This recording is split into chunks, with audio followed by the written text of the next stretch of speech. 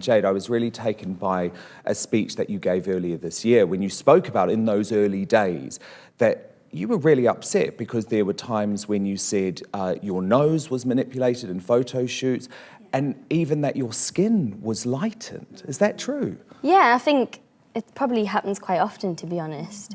And it's still, maybe not with us now, but it does still happen like within the industry now. It's just this sort of obsession with trying to create the perfect person, like on social media or in magazines. Like, it's really unhealthy, I think, especially for young women. And obviously we were thrust into the limelight, like, overnight. And to have, like, people, like, change the way you look or edit the way you look or have so many people commenting on the way you look, it's a lot for somebody to, like, to take. And we really struggled with that in the beginning.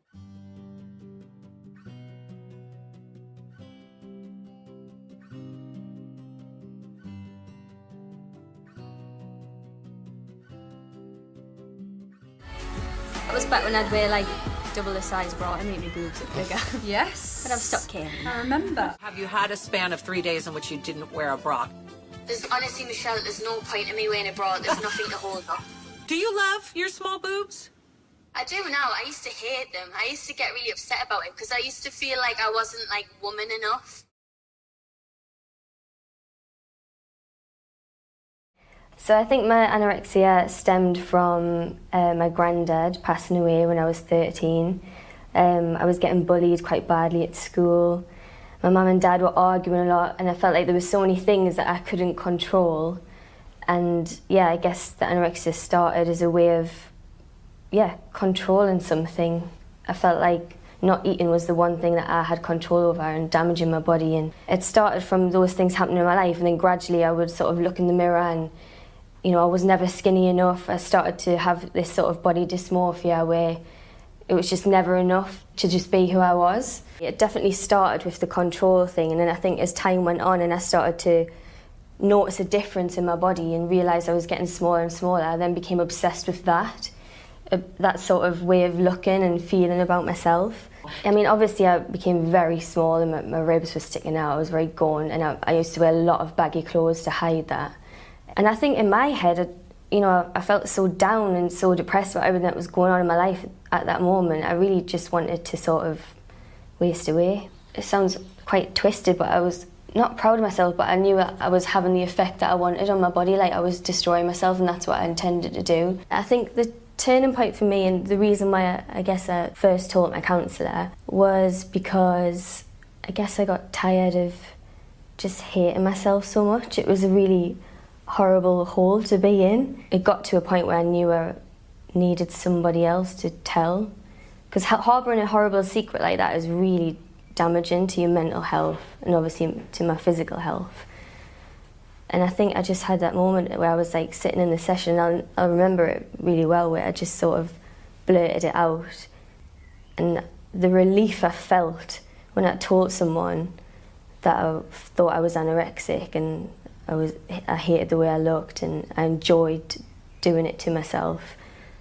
It was like a weight had been lifted off my shoulders. It wasn't this horrible burden anymore that I was carrying. The minute I started to actually talk to people about it was the minute I started to get better.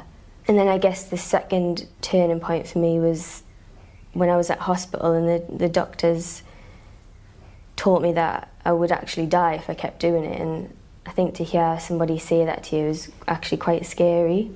That sort of anorexia voice for me, it sounds really weird, but to me I saw that as like the angel on my shoulder at first. Because to me, like, anorexia for me was control. And if I was controlling something, then I was winning. And I guess it wasn't until I actually went to hospital and spoke and had therapy about it that I realised that was actually the devil on my shoulder. That was, was really not my friend. And I really struggled to understand that at first, I think, because I was so isolated and didn't talk to anyone about how I was feeling. The only sort of thing I spoke to about it was that voice. And I'd got so used to just hearing that voice telling us, don't eat that, or look in the mirror, like, you're still ugly, you still have a long way to go. And it took a long time to realise that voice wasn't good for us anymore. So how long did it take you to recover? Well, I think I went to hospital when I was about 16, and I was discharged when I was 18. Oh my God. Wow. So, yeah, it took a couple of years. 18 was when I actually did the X Factor. And I guess having that goal, knowing, you know, what I wanted to do in life, I couldn't have done it if I hadn't have got over my anorexia. Being famous still has a lot of downsides. Like, people constantly talk about the way I look. If I put a little bit of weight on, people talk about it straight away, and it's pictured and there's unflattering photos. It could have been very easy for me to feel horrible about myself and then, you know, stop eating again. But I've learned how to deal with that in a different way. Do you still struggle now? No. That's so good. Yeah. Honestly, I still have times where I'll feel a bit depressed or I'll feel sad or down about something, but I now don't associate that with eating anymore. So, you know, back when I was anorexic, if I was feeling upset or depressed or felt like I couldn't control what was going on at home or at school, my way of dealing with that was to not eat. Whereas, you know, now that I've come out of the other side of that, I don't ever associate sadness or anger with eating anymore. It's two completely separate things, and I don't punish myself in that way anymore. Do you ever still feel like guilty now after like you've eaten something or anything? I think only as guilty as like the average human would.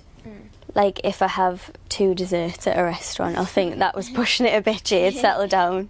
But I don't feel like guilty about just eating normally. For so long I had this voice that was just constantly negative and draining, and for a long time I thought that was like my friend telling me to not eat, or to deprive myself of food and not look in the mirror and think for once that I looked nice, or, you know, not think that I could control what was happening around us in any other way. I felt like that for a long, long time. And once I sort of had a lot of therapy, obviously went to hospital, spoke to my family and friends about how I was feeling, and it gradually got better, and now that voice is like, it's a normal voice that everyone else has. It's just not as annoying all the time. No, honestly, I can't remember the last time I looked at calories on a bit of food, and I used to obsess over it. I was really obsessed with weighing myself as well, which obviously my mum didn't know for a long time, so eventually we got rid of the skills, and now I've never weighed myself for years. Since I've recovered. Obviously it's important when you're learning how to get better so you can gain weight. So do you like look at other celebrities and like go, oh, I want to be like her, or like everyone's perceiving her as like the best looking or anything? Not anymore. I think I used to. Like when I first entered the industry, because it was such a shock as well, and so many people were talking about how I looked and your weight and all that sort of thing. I would look at other celebrities and be like, oh, I wish I looked like her, or, you know, I wish I was as skinny as her. And, you know, maybe that was maybe me still having a tiny little negative voice in my ear. But I've just learnt to love myself a bit more, and it's very liberating when you do. That's not to say, like, I am human and I still have days where, like, I'll wake up and I'll look in the mirror and think, oh God, you look a bit rough, hon. Like, I still have days where I feel a bit poo, and that's normal.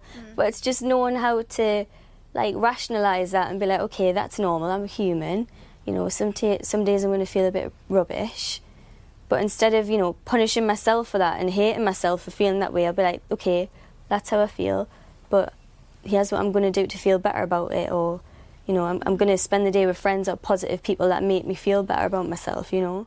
Unfortunately, I haven't been very kind to myself, and I think it's because I've been stuck indoors for a few months. I've ate I've drank quite a few bottles of wine, thank you, Modest. Yes. We sort of not let myself go, but I think there was a period where, like, obviously we all found out we had to be in lockdown. I was like, oh, sweet, time off. Yeah, got very comfortable, very much a couch potato. Yeah. All those productive things that I said I was going to do, I clearly didn't do. So I punished myself for a while about that.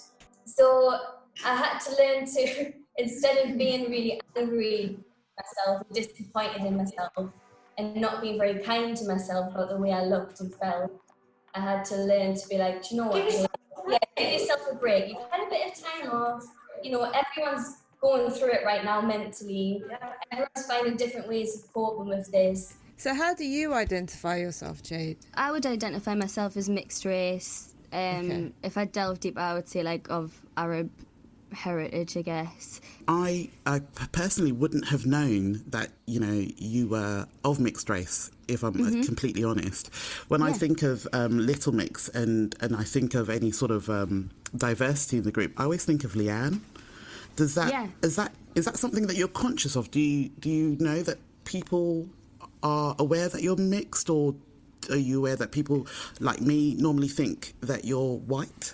Yeah, I definitely get that a lot. I think a lot of people don't know, maybe don't know that I'm mixed race, or if they do, they've got no idea like what that like ethnicity or like heritage is. But yeah, I would say that. I think it's maybe more evident that leigh-anne's mixed race. Yeah. So it doesn't bother us, to be honest. It doesn't bother us, but I do really enjoy like when I am recognised as being like a woman of colour. Yeah, my granddad was Muslim. He was from Yemen, and yeah, settled in the northeast in a little town called South Shields, where there was a big Arab community. My grandma was Egyptian. It was interesting for me growing up in like an Arab community. My dad's white. Growing up mixed race, kind of in a very small like working class town, had its issues, I think. My mum actually worked at my primary school. It was very multicultural, and I didn't like suffer any form of racism or prejudice. And then when I went to secondary school, I was literally like one of three like people of colour in the school. It was a white, like very predominantly white Catholic school. From the off, you know, I didn't really stand a chance. I went through a lot in like the first sort of 2 years. I used to get so confused because everyone used to call me, I hate even saying it, like the P, I just call it the P word. And I would get so confused because I'd be like, well, I'm not from Pakistan. And then I would be so confused. Neither am I. I've been called it too. I'm from India. And it is just like that lack of like just really not understanding. And like if I get bullied, I remember like one time I got pinned down in the toilet and they put a bindi spot on my forehead. Oh my God, that's awful. And yeah, it was horrific. And like some of the things that I think about, like what I experienced growing up, I can laugh about it now, but it's just so crazy. Like when I used to be in like a amateur operatic society, they would literally put like white powder on my face to like whiten me on stage. Wow. Jesus. And at the time, like even me and my mum, like we'll talk about it now, we'll be like, that was fucking mental. Like, and we never even like really understood like what was going on at the time, or like if I would do auditions for musicals and I would just never get cast, even though I knew I was one of the best singers there. And my mum said to us, like one time I did an audition, I think it was like Annie or some shit like that. I was one of the best singers in the room, and my mum was in the audition, and basically I was the only one that got the cut. I didn't even make like the chorus, and the woman just was like, didn't say it, but my mum knew why it was, because I was kind of bullied quite badly in school for the colour of my skin and for being Arab as such. I kind of wasn't very proud of who I was, and I think when I entered the group, I kind of subconsciously didn't really want to talk about my heritage or what my background was, in fear of not being as popular in the group, which sounds awful to say, but I feel like when I did enter the group, I was only 18 years old.